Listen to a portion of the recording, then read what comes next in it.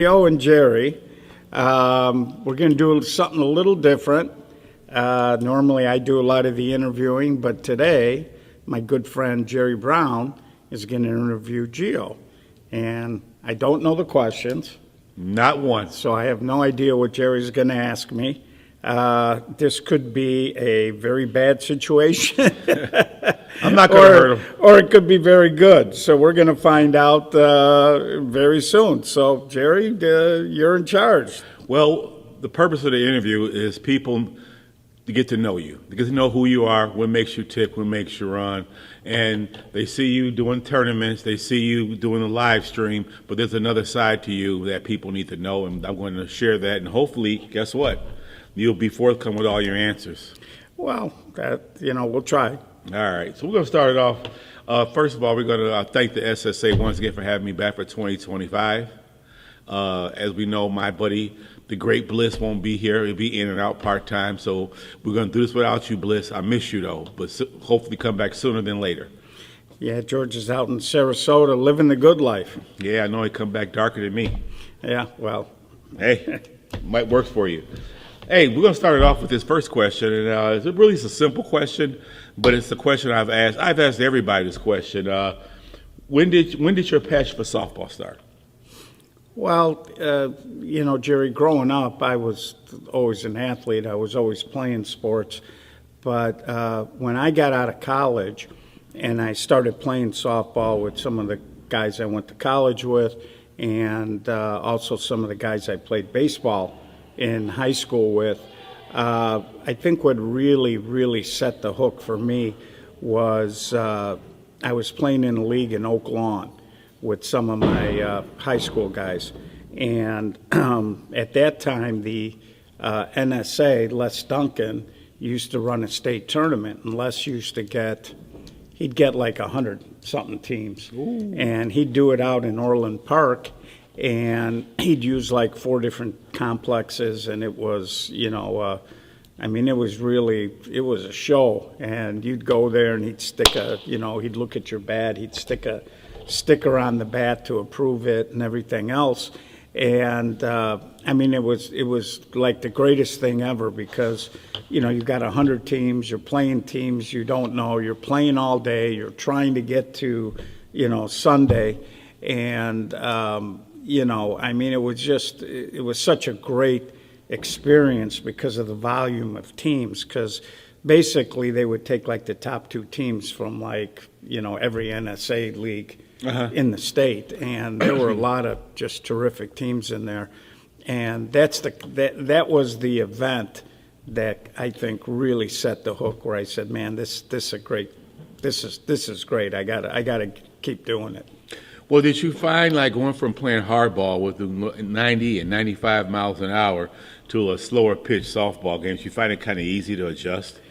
Well, I didn't think it was. I didn't think it was hard. On our block where I grew up, we were playing 16-inch in the street. Okay. We played it in grammar school. We played it in high school. So, I know a lot of guys had trouble, but the whole moving in the box and walking. We were doing that since we were in grammar school. Okay. So for me, anyways, I never thought the transition was hard. I think today a lot of the kids we see, I don't know if they're playing it as enough like we did growing up.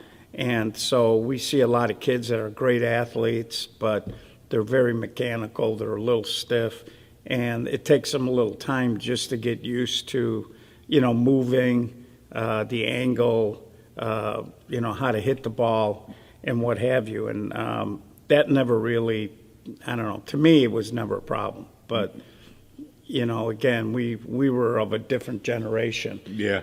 We played different sports, and for us, when you think about it, it was almost like cross-training. We were playing basketball, in the winter. In the summer, we were playing baseball or softball. In the fall, we were playing football. So, you get exposed to different movements and playing the game and thinking differently because each sport is different. I think today there's so much specialization that I don't see that creativity and necessarily the athleticism in terms of being a fluid athlete a lot of times. So, I didn't think the transition was hard. Okay. So do you think today's specialization, like you'll have a kid that only plays baseball, you think that hurts him he or she, excuse me, I'm sorry. You think that hurts them down the road in terms of, like you said, some type of developed athleticism playing swimming or badminton or water polo or whatever? Well, I don't know if I'd say hurt. I think a lot of it probably depends on who's coaching the kid. And, are the parents, pushing the kid? I think a lot of what you see with these younger athletes is you see a lot of them burn out.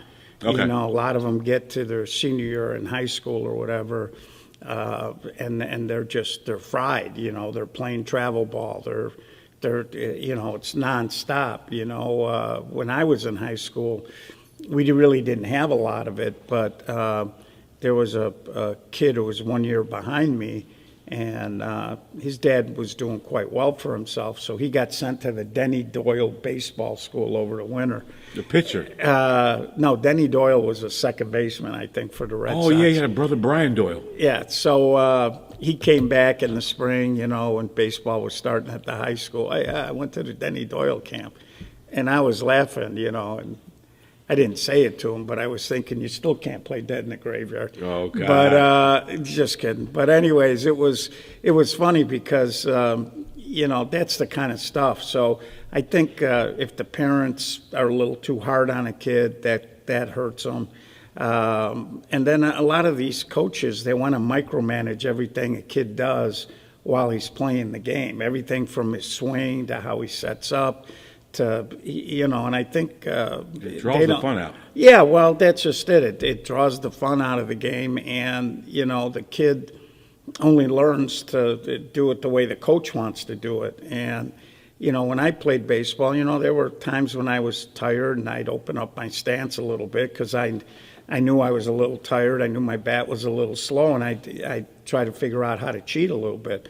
And so I was changing my stance all the time, and these kids today, they do it one way, and, that's why they become, like you said, robotic and mechanical. Right. Well, your hands got to be here. You got to do this. You got to do that. And not everybody is going to, be able to do it the same way. Yeah. And I think that's the thing. I think that, sometimes you just got to let the kid play, and he'll develop his own style. Yeah, I agree with that. Now back to your softball playing career. You want to go over that? Who would you start out with? What was your first team? I know I know Mudville's coming in this conversation, so I'll get it out the way. Mudville, right? You started with Mudville? No, I did not. Okay, thank you. Mudville started in 2002 when I was 40 years old. Okay. No, when I got out of high school, I played with a guy who's still a good friend of mine, Brian Lundberg, on a team called TJ's Thugs. And at the same time, I was moonlighting with guys I went to high school with on a team called Zenith Controls. And I also played. No, they were over on Western off of where Southwest or Columbus, whatever they call it, by Western there. They manufactured remote controls, I think, things like that. And then, another team was the Insane Ducks, which might have been the worst softball team I ever played on, but we had fun. You said Obos could beat the Insane Ducks? No, because I was on the Insane Ducks. Okay, so correct. That would have been the difference. No, I'm just kidding. But, I was typical of a lot of guys back then, man. I was playing a couple of games in different parks every night. Oh, wow. Running around and trying to play on weekends and, no responsibility and just kind of easing along. I played, my main team at that time was the Thug team, and I played there for about 11 years. Position? I was a short center. Okay. And after that team broke up, I played on the Dog Pound run by Brian Toomey. And Brian ran that team. I think I was on that. That team was about 6 years, maybe. That took me up to about 2001, and then I played with Danny Atkins on No Joke And Okay. then in '02, The creator of the North and South. correct, Danny, terrific guy, and Danny's another kid. He catches so much grief, and he's the only guy who's not a park district, isn't a part of an association, and he's put together and run one of the biggest and best events in the city of Chicago for over 20 years. The Big Four. Yeah, and one of the, big four, big five, I don't know what it is now, but whatever the number is. People just give that kid so much grief, and he's a wonderful guy, and he puts up with it, and he runs this tournament, and, I just, at times I feel so bad for Danny, but played with him in '01. Mudville started in '02. Here we go. And, we were fortunate that first year we won a Class A national championship You won that in Bourbonnais? in Bourbonnais. And that I remember. that was a monster tournament. I mean, That's when I met you. Yeah, there were like 40-plus teams, 44 teams, I think, in that event. And that was a weird one because they had 4 diamonds, but they only had lights on 2 of them. So Yeah. the tournament started on Friday, and it actually went and played on Labor Day, which was Monday. So, it was probably one of the longer national championship tournaments without there being rain forcing play on that Monday. And so it was kind of an odd tournament. I think by the time we got done, we all kind of felt like we had been in Bourbonnais for a month. Heavyweight fight, Yeah. huh? Yeah, and the weird thing is, we all got to Bourbonnais on Friday, and we got a bye, so we didn't play until Saturday. And I think we had a game at like 4 o'clock Saturday, and maybe a little earlier. I think we might have played 2 games on Saturday, and then we came back on Sunday, and it was like, it was just a weird scheduling and, playing. But we had a good run with Mudville for 3 years. We broke up, and then I went and played with Sal Milazzo in '05. The GOAT to me. With the Bucketheads. Sal's a good dude. I Of course, consider Sal the GOAT. one of our founders of the SSA, one of the founding fathers, and played with Sal and met some good people there. Then we restarted Mudville again. Here we go. In '06. Here we go. And we did Take that. 2. We did that for 4 years, and that was probably my best group. Okay. With A.J. Koya and Kenny Kaselika. One of my favorites, Kenny Casellia. Right, C.J. Stone cold hitter. Rokich. And of course, Tony Prochensky was on that team. He's a left fielder. Moji was our pitcher. So that was a terrific team. Probably one of the best defensive teams in softball at that time, and maybe for a long time. Who was your shortstop? Timmy Buss.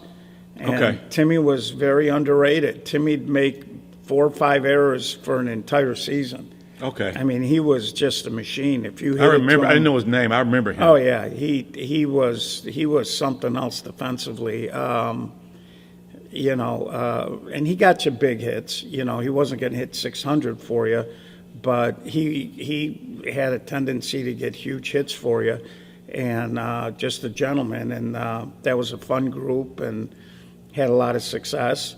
And then in 2010, I ended up, Mudville broke up again. Again. And at that point, I went and I ran flashback and really wasn't playing much by that time, although I did probably, in the 3 or 4 years I was there, I probably did play 30 games for him. But, that was a great experience, too. Met some more great people there. I always prided myself on the fact that I didn't screw it up. You could have screwed that team Well- up. You got about 8 Hall of Famers on that team. Well, you say that, You but got 8 Hall of Famers. They won't let you screw it up. Jibs was not going to let you screw that up. well, they, you know what, they were pretty good. They actually listened, and they, it was a very respectful relationship. But a couple of my Mudville teams had success against flashback. every team has got a team that they can't get a handle on. And I think to a certain extent at times we were that team for that flashback group, especially in the no glove. We knocked them out 2 years in a row. And I think that's. I thought you won 3. Well, the first year in 06 when we restarted, and I'll never forget because Larry Pikehurst took a big chance inviting us because Is this Mudville or this Flash? This was Mudville. Okay. And, when we were in the no glove at that time, a lot of people were like, why'd you invite them? We were playing in that pro league out in Hodgkins, and we didn't have a great record at the time. But Ronnie Kubicki went to bat, and he told Larry, you need to invite these guys because they show up every day, they play hard, they don't cause trouble, and they're pretty good. They're just playing in the pro league in the deep end of the pool with the big boys. And we surprised everybody, and we finished 4th that year. And I think Larry was the happiest guy on the planet when he gave us our 4th place check. You made him look like a genius. Yeah, he's like, he gave me a little hug, and he said, I couldn't be happier for you guys because the grief I caught. And that really propelled that group. And, we finished 4th. We had 2/3 after that. And then the 4th year, after we had some defections, we still found a way to finish 5th. And in 2 of those years, we actually beat Flashback the 1 year, and I think the other year they might have been called Maxim. But it was basically the same group. Mm-hmm. And we had knocked them out. And so when I pulled the plug on Mudville, they reached out to me, Anthony Tyler, Jeff Hernandez, and they said, why don't you come run our team? And, it's nice. It's nice when a big team like that, calls you up and says, hey, we want you to, here's the keys to the Cadillac. And let me tell you, it was a Cadillac at that time. 8-cylinder. And it still is. Now it might be a Maserati. Oh, yeah, with Piscitelli and the crew over there. Oh, yeah, Ooh, the roster they got. Jibs has done a terrific job there. Mm-hmm. And, but I think more importantly, Jerry, and when you make these stops along the way and you meet people, and it becomes more than softball. A lot of these people become your friends. And so, Jeff Hernandez, Tyler, A.J. Koya, all of these guys, Mike Myers and the Lawlers and, and I know I'm leaving some guys out. But Junior? Yeah, Junior, they become your friends and they almost become like your family. And, when you're in the foxhole, and you're in the middle of a tournament and everybody is grinding and working and you're trying to win, those are bonds that they last. So like even now, if Flashback has a party or whatever, they'll call or text me, hey, we're going out if you want to come. And, that's almost more important than the time you're actually there. It means more to you when you realize that, you had shared accomplishments and they become your friends for life. And until you pinch hit them. Well. Okay, let's put a little misnomer on that. They become your friend until you have to coach them a little harder. Well, but with that team. That team didn't need much of anything. You were like Billy Tubbs of Oklahoma Sooners. You rolled the balls out and stayed out the way. Well, yes and no. I made a few decisions that were a little tough. But, that team was about winning. So that team didn't make excuses. If they lost, and I'll give you an example. I'm not perfect. We were in Cedar Rapids, and we were playing. They were Windy City at the time, not Signature. And I made a mistake. It was the first championship game, and we were coming out of the losers bracket to play them. And, I put in a pinch hitter, and, from here to the wall, I look at the umpire and I go blue, and I tell him, and he nods at me, and the hitter goes up there. The announcer announces it, and the hitter was Anthony Lococo. And so Lococo gets a double, and Tauncey comes out, and he tells the umpire, hey, did they make the substitution? So back then, the ASA guys, because that was the year before the SSA came about, they used to, write it on a card. Right. And so the umpire, he kind of lost track of what he was doing. He reaches into his pocket, and after I told him, he didn't write it on his card. Wow. So even though, the scorekeeper heard it, he heard it, and they called Lococo out because he wasn't reported in. And, we ended up losing that game. We finished second. And, so, I'm beside myself. I'd been managing a long time up to that point. And it's, it was embarrassing to me, but more importantly, it's like, that's my job. And, Nicky Marchese, I'll never forget it. He came up to me after the game, and he said, because I told the guys, I said, look, that's on me. And after the game, Nicky's like, Gio, he's like, you didn't lose the game. He's like, we're the best hitting team in softball. The wind's blowing out 30 miles an hour, and we scored 4 runs. He's like, that's got nothing to do with you, But, and I really appreciated it. And then, he did look at me, and he said, but you're going to catch grief at the party in the hotel. You got to know catch that, it. right? You got to catch and it. he was, and he was laughing. But, that's the kind of grace under pressure that you don't see a lot in 16-inch softball. And I'll tell you what, I never made that mistake again. Well, hey, we learn from, we learn from our mistakes. Yeah. So while you were at Flash, I think you won 3 no gloves? Won 3 no gloves. Well, we won 3 no gloves. This table, there's 3 no gloves at this table. So go ahead. You're right. And if Patty was here, it'd be more. Oh, a lot more. Love you, Patty. But anyways, we won 3 no gloves. We won a major. In a row? In a row. And then we won 1 major, and we won every one of the major tournaments during that time, and we did pretty well. And I think the one year in 2011, that was my second year there, we won 4 of the 5 major tournaments, and we had something ridiculous like a 23-game tournament winning streak, and we won the first SSA major. And I would put that was in Elgin. No, that was in Crystal Lake. Okay. And I would put that team up against any team, any time in the history of the game. That team was a machine. That's a year where I really didn't do much managing. I mean, we had a 2-month stretch there. I'm not kidding you. I don't think we played more than 5 innings. And I think Wags is struggling a little bit. Rich, if you're watching, we're all praying for you.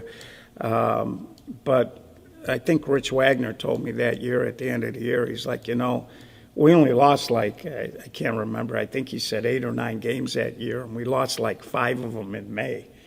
Early on. And so the rest of the summer, we only lost 4 games. And so needless to say, that was one of the easiest summers I ever had managing the team. Very impressive. Question, I got moving along. Is there anyone you want to credit or the mentorship towards your coaching style? Is there anyone that you saw prior to coaching that you kind of took a little bit off of that?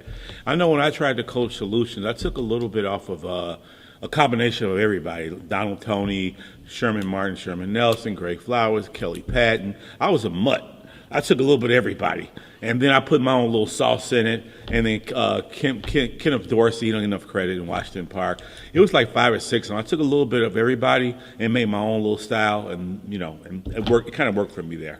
Anybody you? Well, Jerry, I think you hit the nail on the head. I think everywhere where I was a player, and to be honest with you, it wasn't just softball. I mean, I had a lot of baseball coaches. I had a lot of basketball coaches, growing up and things like that. And I think everybody I played for, you always absorb something from the situation.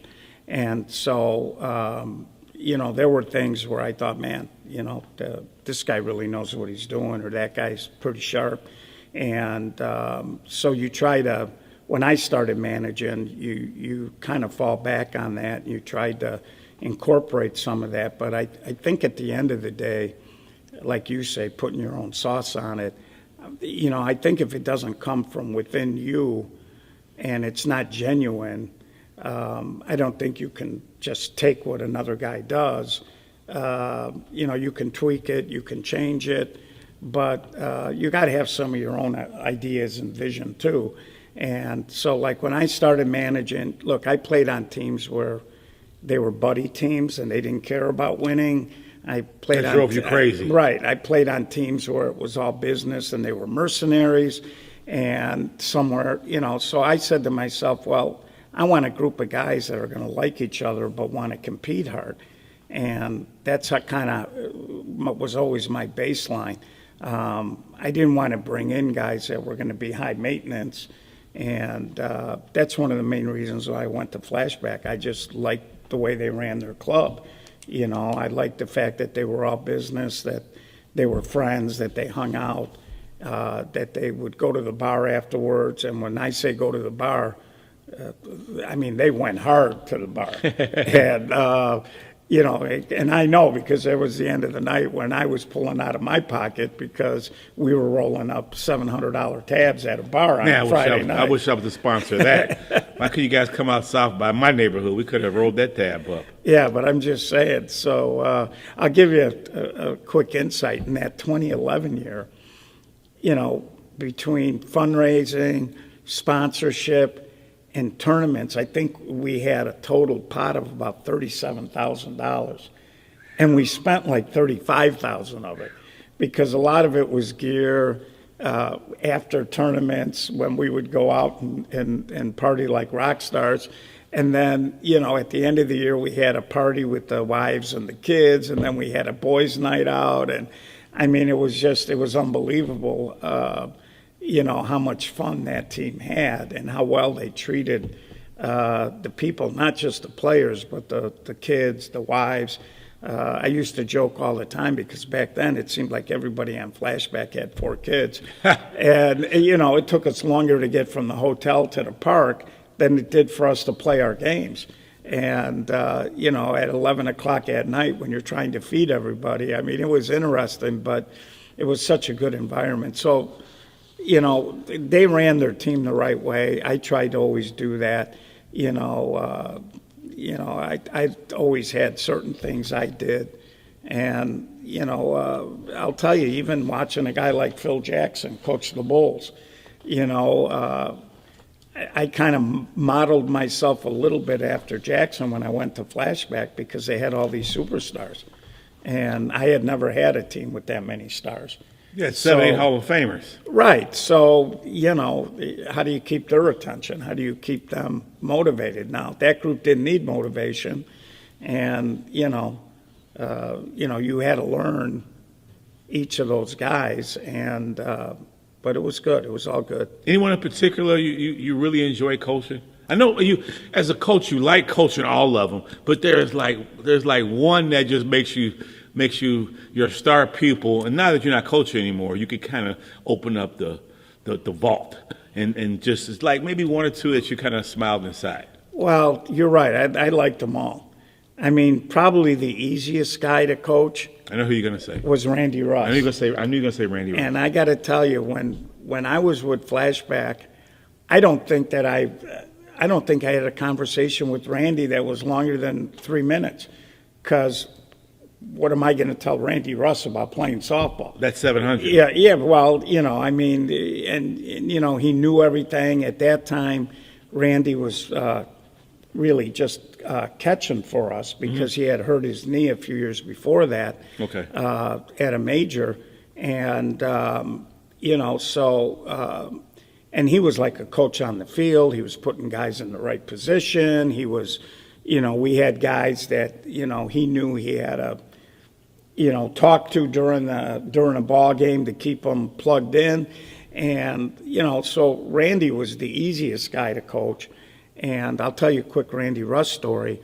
The first year I'm there, we were at the bar. And now Randy was primarily catching for us. I don't know if he played 2 games in left field. And we're heading into the no glove, and some of the guys at the bar get the idea that we should start Randy in left field Friday night in the no glove. Who are you playing? We're playing Impact, and that's back when they had the Gulos, and that team hit the ball hard. And so I wasn't at the bar at the time when some of these guys were talking about it, and this is Wags relating this to me. Wags was the mole. Yeah, Richard. Well, he was my assistant coach. It's his job to keep me informed. So, anyways, because he wanted to give me a heads up. No surprises. That somebody might. And he's telling me Randy wasn't there. This was some of Randy's, close friends on the team saying this. So he says, "What are you going to do?" And I said, "Well, I'm not putting Randy out there." I said, "It'd be a disservice." I said, "He hasn't even played left field this year." I said, I don't think we can do that." So, and don't get me wrong, Randy in his prime was a fabulous left fielder. But, Father Time injured himself, at that point in his career, it would have been a disservice to him and the team. So, so we're sitting there, and he's like, "Well, what are you going to do?" So I'm like, "Well, we're not going to do that." But I said, "I think I'll call Randy, and I'll try to talk to him." So I called Randy, goes to voicemail. I leave him a voicemail. I call him a second time, because again, this is all happening like the week, right before the tournament. We don't have a game, so it's not like I can see him at a field. So anyways, long story short, Randy never calls me back. And, Friday night we show up, and Wags is like, "What are you going to do?" I said, "Well, Randy's catching." I said, "I'm not changing anything." I said, "We're just going to do what we've been doing all summer." And so we go, and that was a rough tournament. Ralph Lawrence dislocated his shoulder against Impact. Junior caught a ball and tore the webbing on his hand, and he couldn't play. And I think we played like 4 extra inning games, an 11, a 10, a 9, and an 8. Whoa. And we had to come out of the loser bracket to double dip the Roadrunners. And so it was just a long tournament. So the next Tuesday, we're out in Westchester, and the team we were playing forfeits. So back then, they kind of looked the other way if you drank in the parking lot, as long as you picked your garbage up. So, we get pizza and beer, and we're just kind of hanging out. And I'm sitting in a long chair, and Randy happens to be sitting next to me. And when he played for me, he never called me Gio. He always called me Coach. So he's like, "Coach." He's like, "You don't have to call me." He's like, "Left field, EH, catch. You want to put me at shortstop?" He says, "Whatever you want to do. You don't need my permission." And I was like, it was the greatest thing any player ever told me. Took the weight off you. Well, yeah, so he knew why I was calling, and he didn't want to make a big deal out of it. So like I said, Randy was the easiest guy to coach. If I had a favorite, and I loved them all, it was probably A.J. Coya. I knew you were going to say that. And because, when A.J. started playing for us, he was a 20-year-old kid. Lane Neiman knew him from when A.J. was a young kid. And A.J. Was very well taught, played center field for Xavier for 4 years, hardball. And when we got him, he was raw, but he turned into a great player.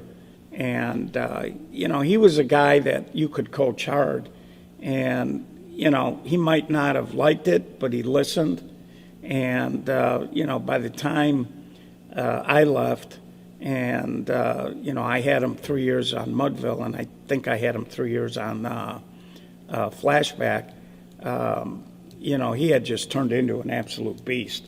And if he hadn't hurt his ankle, when I first saw AJ, I would put him up against Little B, Little Dave, you name it, because AJ was one of the fastest kids I ever saw on the field. And more importantly, there was no wasted motion. He knew how to run the bases. He cut corners. You know how guys run and they round first and they go way out into right field? Yeah, that wasn't AJ. He was inside corner, bam. And so when you take his speed and you amplify it with the fact that he's not taking 30 extra steps, he was one of the fastest players in terms of how he played the game that I've probably ever seen. Oh, wow. Okay. That's interesting. As we close the book on your culture career, we're moving on to media. Well, you skipped a step. What's the step? Well, the step I want to talk before about. the media, you got to go into the SSA. Well, we're going. This is my interview. I You know, don't okay. run my interview. That's your problem. Okay, I you run got the it. interview. Well, it's hard. Okay, so we'll go in my. It's hard when you take a boss and you make him a dishwasher. No, you're not a dishwasher. But we're gonna go to media. I want to talk about the transition from coaching to media. Any similarities? Any differences? I don't know. It's certainly different. And, I always think it's fascinating when you get into a tournament and you're broadcasting it, because your instincts as a coach sometimes come out. Yeah. And, you want to, what you would do in that situation if it was your team. And, I try not to second guess guys because, they're around their group and they are in a position to see the kid every day. So they might know whether a kid's on a heater or whether he's cold. And so there might be a time when if you don't see a kid all the time, you might think to yourself, well, in your mind, I'd hit for this guy. Mm-hmm. But like I said, he could be in the middle of a massive heater that you're not aware of because, you didn't see him the last 2 weeks on a daily basis. But it is a little different. I try to teach. I want the younger kids to watch to understand why something didn't work. Like when a guy tries to go and walk the dog down the right field line and the ball, really fades, I want him to know, well, it faded because the bat's in the wrong position and, he let the ball get too deep or what have you. So, I'm still in coach mode when I'm trying to help guys get better or when I talk about defensive positioning or footwork of a first baseman. I want guys to understand that and maybe get better at the game. So in that context, your coach's mind's always working. But it is different. I gotta, I gotta let people know what's going on with the SSA. You're trying to sneak in sponsorship stuff. A lot of stuff that as a coach you don't got to worry about. Any sponsors you want to talk about now for 2025? Well, of course, Sweet Buzz, Nick Drabel. If you're an adult and you use infused products, you might want to check them out. And if you see Nick at a field, he plays for Moneyline. Walk up to him, thank him. A lot of what we do is because of people like Nick. And, of course, Let Us Entertain You, Rich Melman, who's been with us forever, Ray Zarnick, who has been with us a long time and sponsors the No Glove A. These are some of our big sponsors. Tito's Handmade Vodka, another one. So, and we got a whole slew of them. When you see our banners up at the park, make a mental note. And if you need any of those services, give them a call and tell them that, you're going there because of the SSA. Now, since you mentioned the SSA, we can move to the SSA. Okay, well. All right, so give us a little, where did it start? I think 2010 or 2011? Well, no, actually, I think the roots go deeper than that. It was way back in 2009. A lot of the guys that were, and I'll tell you how this came about. I was actually out at the Melrose tournament that they run the week after the No Glove, and I ran into Anthony Tyler. I think at that time his wife Fran and Randy's wife were playing in the girls division. Mm-hmm. So I came out and I wasn't with Flashback at the time. Obviously, it was a year before that. But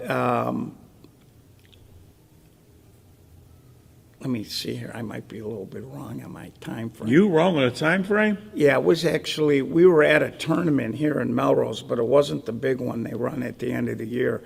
So anyways, but I run into Tyler, and I think Sal might have been with them. And we were getting ready to go to Marshalltown for the major in September. No, actually it was the Melrose tournament. That's right, the time frame is right. So they said to me, do you want to come and help with the All-Star team, managing the All-Star team? So I said, sure. And so we go through that. We get out to Iowa. We end up winning the game. Ralph Lawrence, big hit in extra innings. And when we got back to Chicago, they approached me and they said, look, we got to do something about 16-inch softball. The umpiring at the national tournaments is not real good. They're charging everybody an arm and a leg. These younger teams are really struggling. These qualifiers, where they make you play every weekend. So, they wanted to kind of get together informally, and they wanted to go and approach the ASA and to start a discussion about how we can fix the game. And so all through '09, that fall, we were talking with the ASA, and we really weren't getting anywhere. We head into 2010, and same thing, we're not getting anywhere. And the sense that we got was that we were being slow played, that, they were going to talk to us until the cows came home, but nothing was going to change. So late in 2010, we decided in the, late fall, early winter that, we're not getting anywhere here. And we thought we could do it better. And so we decided we were going to start the Slow Pitch Softball Association. Okay. And so in the winter of 2010 is when we all said, hey, you know what, let's do it. And, we took that was a personal risk, because if it failed, we didn't know if we were going to be ostracized or, blackballed in a sense. We didn't know Or that. whiteballed. Continue. But so, we went out and we did it. And I think the big thing for us is when we did our first major in Crystal Lake in 2011, every single Chicago team stayed and played in it. And, and then after the first year, Carroll Stream, and, that was Sal's idea, where he wanted to split the two tournaments. And we wanted to put the A tournament 2 weeks before the major. And we started giving the free bids to the top six, so that the A teams not only had their own weekend where they could shine and be king for a day, but also they now had the opportunity to also go and test themselves at the major level for no cost. And again, these are, this is what we always prided ourselves with the SSA, was thinking outside the box and how can we give people more value. Now fast forward a few years later, and you got Francisco Arenas, and he starts the Class B National Championship Tournament. With Carlos Castleberry also had his hands in it as well. Well, Carlos really was the guy that came up with the idea of doing a no-glove A. Okay, the B was really Francisco's idea. Sorry, thanks for the correction. No worries. But then Francisco said, I want to give 6 paid bids for B teams to go play with A. Okay. Go play in the A. And so now, and we've actually had, wait. So that's 6, is that 12 bids you get, free bids you're giving out? That's correct, and that's cost that the SSA eats. And, it's funny because we've actually had like 3 or 4 B teams that have ended up paying one fee, and they played in the B National, in the A. top 6, played in the A, finished top 6, and then went and played in the major tournament for $250. That's like bang for your buck. Yeah, it is. But, and we haven't really raised our costs, and that's why, we go out and we work. We work to get the banners. We work to get corporate partners. And, and we're trying to hold the cost, even though balls, umpires, and sure. Yeah, balls are going Field up. rentals, Umpires it's all going up. going through the roof, and we're trying to, hold the line as best we can. So, again, any corporate individuals, or if you have a business and you want to jump in and help us continue the good work we do, reach out to us. Oh, you say us. Give me the. Can you list the committee members' names? SSA committee members' names off currently. Oh, geez, we got about 18 of them. 18. Well, list off my main man, the one who stirs the drink, Patty Caputo, and go from there.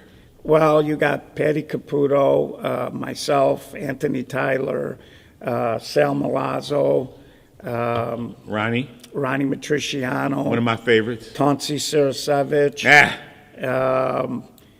Mike Mays is a board member. Mike Trump we brought in last year. Nick Drabel is one of our board people. Yourself, even though you always tell us no, but you are. I come for the food. Of course, Teddy, who's a fixture and a legend out here at Melrose. Excuse me, folks. Let me grab a little sip. And I know I'm forgetting a lot of people here. Matt Dozen, obviously, is one of our board members. Anthony Tyler. And I mentioned Anthony. Okay. So, I mean, Carlos Castleberry, of course. Mm-hmm. So, we've got quite a few. And again, through the years, we've had a few more that have kind of come and gone because it is a lot of work, and we're all volunteers. Nobody gets paid. You learned that this year. Yeah. What I like about the board, not being serious, is the mix. You guys got Manny. I forgot. I don't know if you mentioned Manny. Oh, yeah, Manny and Francisco. Francisco. Oh, boy. Yep. So what I like is the Just mix ticked off the entire Latino and the community. different viewpoints I can hear. Because what I feel, what I see, and if I look through this person's lens or this person's lens, it changes a little bit, and brings a different perspective on things, good or bad. But it opens everything up. And I sat in a few of you guys' meetings, and the dialogue has been very informative on how you guys look at things and how things are done. You just don't. What I like, people think it's just one person doing it. It's a committee, a group of guys trying to do what's best for the game. It's not one person say, well, Obos is the greatest team ever, and Jerry's the best coach ever, which might be true. But what you guys might have a vote, and you go through from A to B, and I like that. A to Z, excuse me. Well, but, you're right, Jerry, and I'll give you an example. I never knew this until we started the SSA, because growing up, playing on the teams that I did, sponsorship was never really a problem. And when we started with the SSA and we started talking to a lot of the Washington Park teams and, when Francisco came in and we started getting more exposure with Latino teams, we started hearing about like Washington Park and team fees and how guys actually have to pull out of their pocket. Umpire fee. And you're right. Each game is $32 we play, and then we play. I'm not good with my math, so don't judge me. 32 times 22, you do the math. Then you add another 12 games on the playoffs. So 32 times 34, that's your umpire fee for the Washington Park season. We love playing it, and we love the sacrifice, but sometimes over the course of a season, it can be very costly.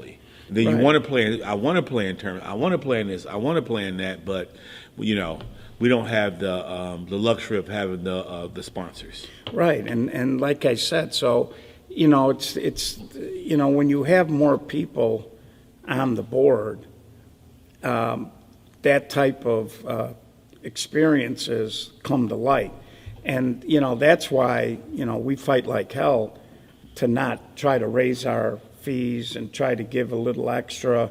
Why we lose money on our tournaments, and I shouldn't say that because from an accounting standpoint, it comes down to how you want to do it. As a standalone event in a vacuum, yeah, we lose money on it, but the way I look at what we do is when we raise sponsorship through corporate partnerships, that's all money that goes into the pot, just like an entry fee does.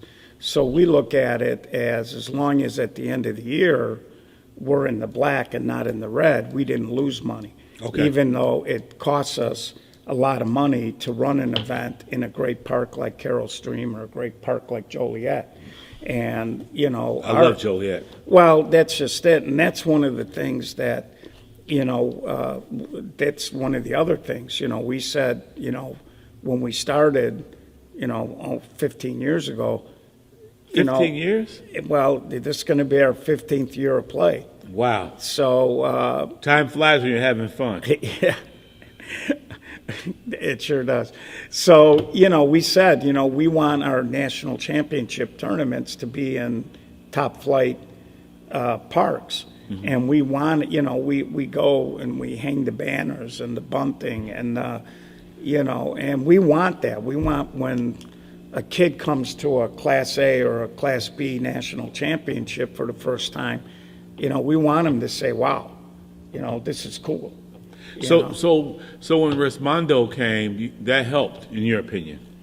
Well, it helped in the sense that it did put a lot of eyes on the game. Okay. 16-inch got a lot of exposure there, and you know, I'm a 16-inch guy. Was I overjoyed that a 12-inch team came in and won? No, obviously I wish Flashback would have won, but I will say this for Resmondo, class act. Yes. They came. For them, it was a new experience as well. I was proud of the 16-inch community that was in the park because the people that interacted with them got along with them. Yeah. And the feedback both ways, talking to Brett Helmer, who runs Resmondo, talking to the guys, 16-inch guys, you know, there was nothing negative being said, you know, in either direction. You know, there were jokers online, but you can't stop that. No. But they were first class.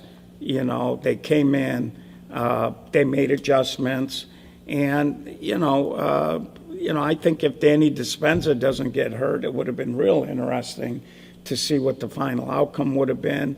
But you know, you tip your hat to them. It's my understanding they want to come back if they don't have a scheduling conflict.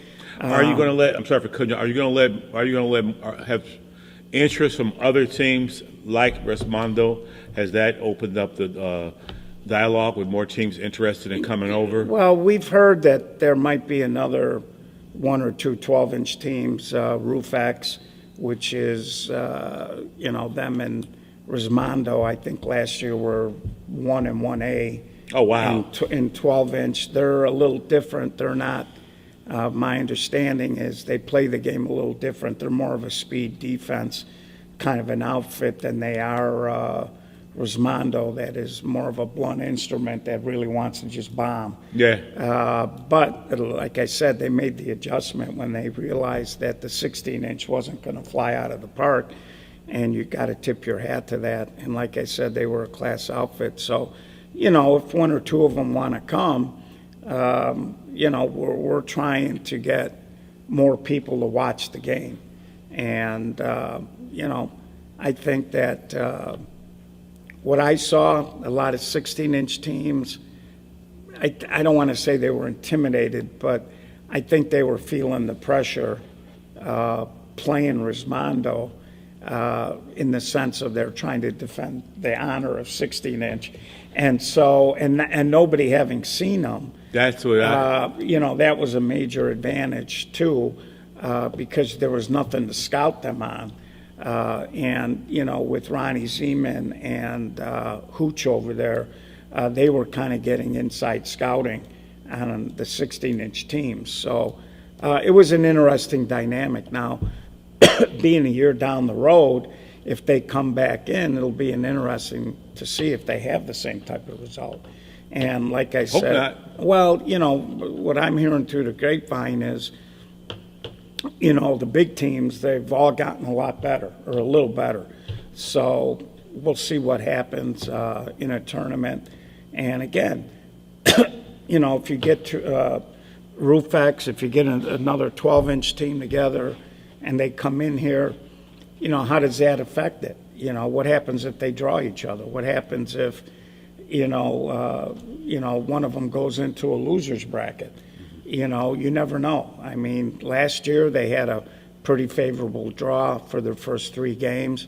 Brett Helmer, he came to the table to get his lineup card after they beat the 45s 2-0, and he was even like, we should have lost that game. And I think the 45s must have left 14 guys on base the last 5 innings. And that normally doesn't happen. It doesn't happen. Not with them.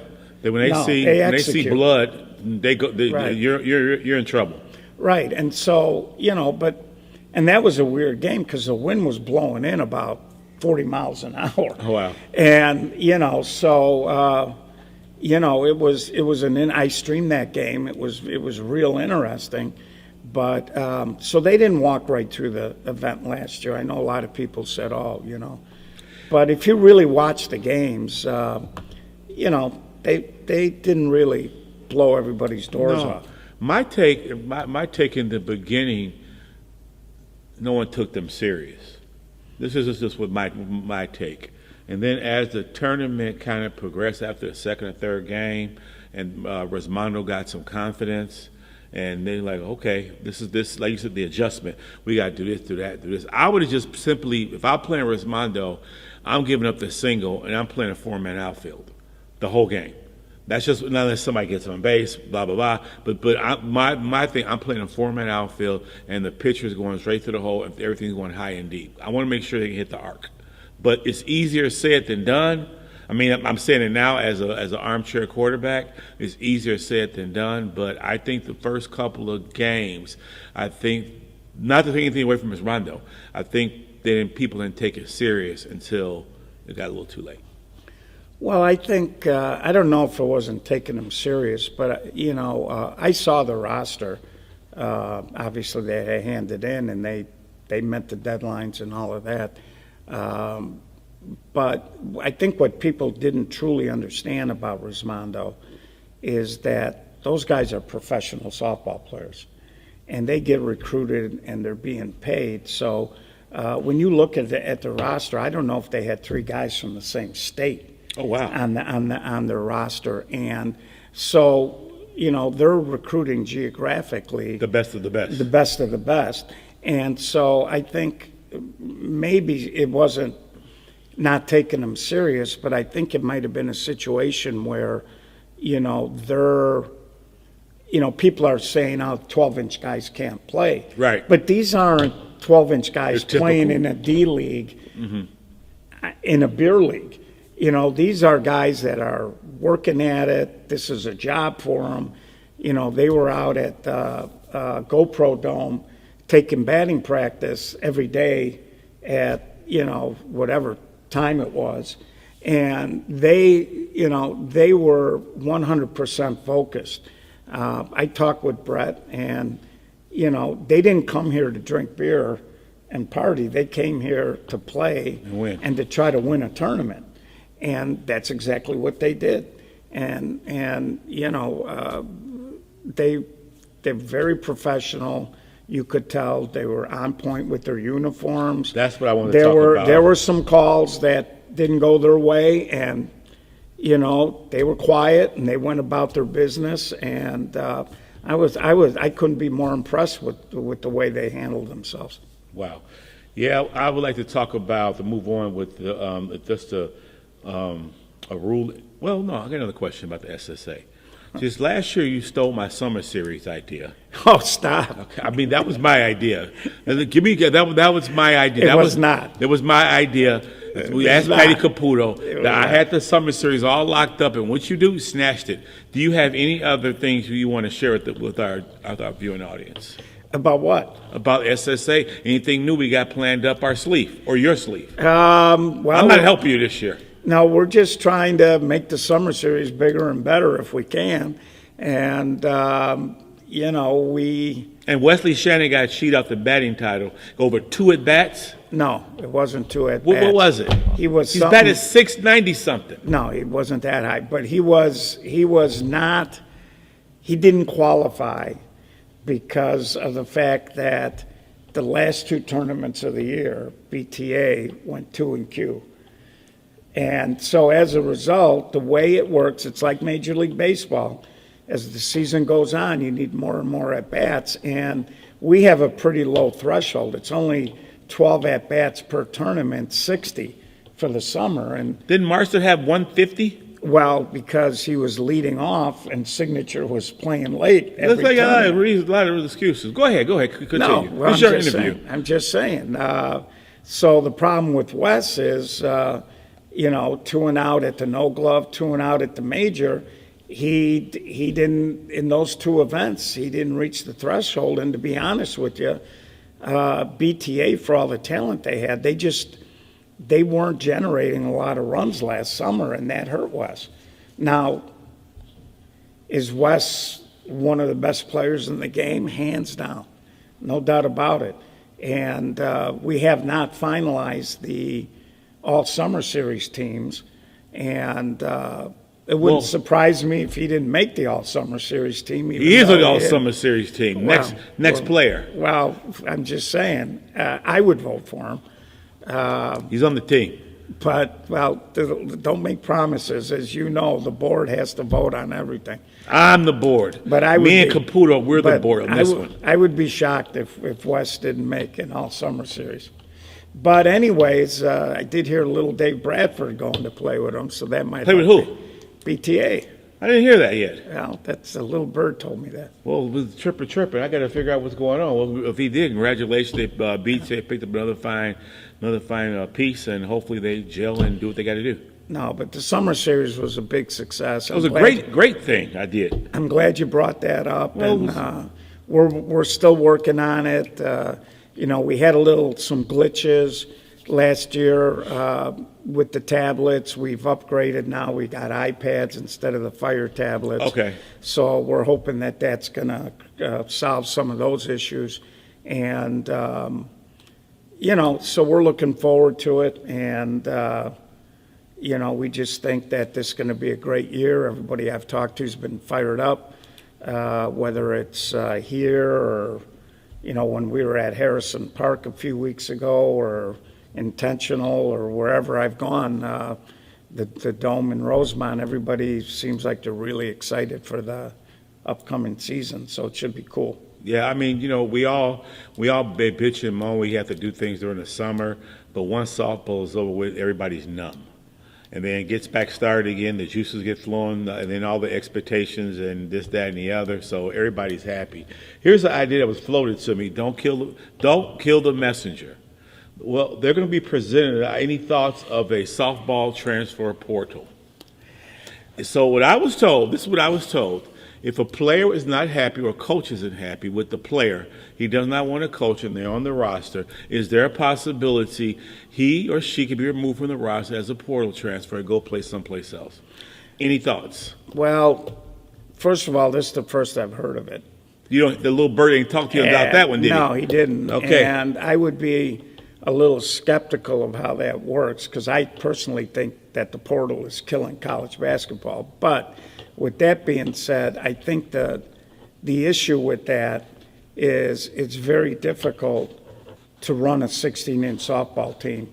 And I just think that there would be a tremendous amount of chaos if a kid could just up and leave anytime he wanted to leave during a season, because I think that would do a lot of damage to teams. I used to always tell guys, Jerry, that if you're not happy, you made a commitment. Finish it out strong. Finish it out. Tell the guy right after your last game of the year, I'm gone.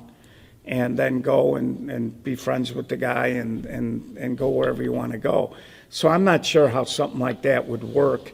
I mean, even in college basketball, you can go in the portal, but you got to wait till the end of the year. Now, football's got that weird rule that if you don't play 4 games, you can go somewhere. And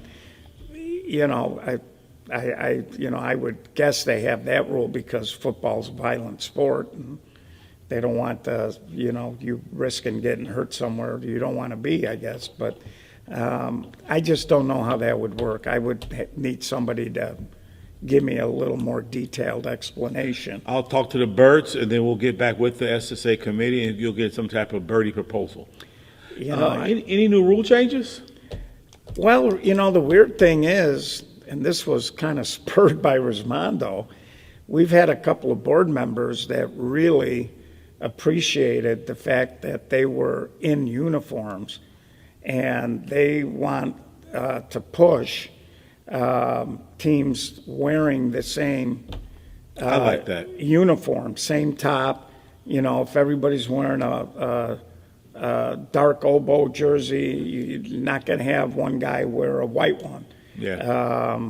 And, you know, we got guys in cargo shorts and, you know, gym shorts and, you know, and so a lot of people think that, you know, we should be a little more stricter in that. That should be tightened up a little bit. Well, you know what, on the major level, I think it's probably a good thing, and most of the major teams are okay. They're pretty good at it. 45s are usually immaculate. And signature. And signature. And flash, you know, they drift once in a while, but yeah. Not bad, though. Yeah, but, you know, I think when you're talking about B teams or A teams, you know, we're balancing a line between finances and budgets, and, you know, we don't want to make the game so expensive that, you know, it hurts a team. I think that you should implement some type of rule.